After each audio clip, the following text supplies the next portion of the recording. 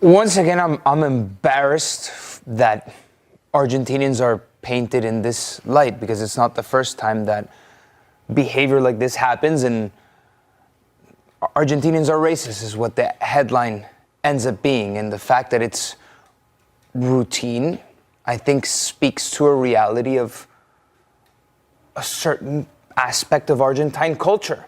And we can delve into the reasons. We've talked a lot about this off air as to the reasons why in Argentina these conversations aren't being had. There's systemically, there are no black people anymore in Argentina for hundreds plus years at this point. So how are conversations in Argentina going to be had to move the needle on coming to grips or reckoning with a racial issue in Argentina? Because if the large majority of public opinion believes something, that'll be a certain truth in Argentina. And I'm by no means am I trying to justify anything that's going on and anything that was sung and that was chanted.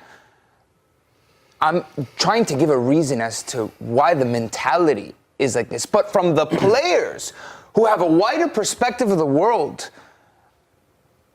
you should expect better. They should know better. And it's embarrassing for them, because the moment that went on Instagram Live, you're not being judged in your Argentine context anymore. Your behavior and your actions and the way that you speak is subject to scrutiny by the world.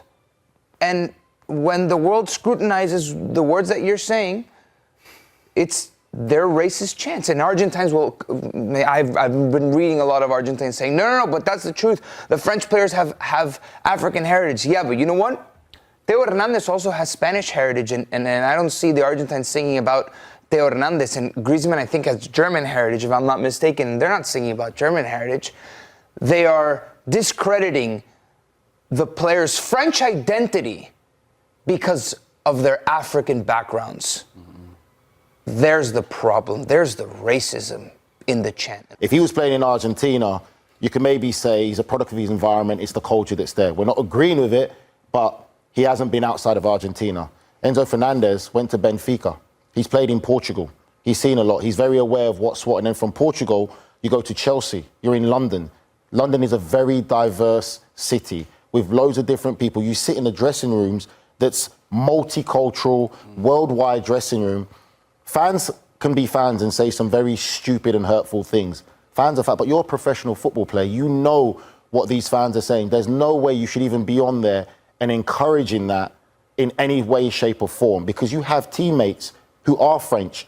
So now when you go back to that dressing room, they're going to be looking at you with one eye open. And for me, it's easy to make an apology. You're apologizing now because you got caught, but you've showed yourself in your true colors to your teammates. Don't apologize. Change in behavior. That's the best apology. Change in behavior and make yourself be a better person. Because it's one thing, we had this conversation.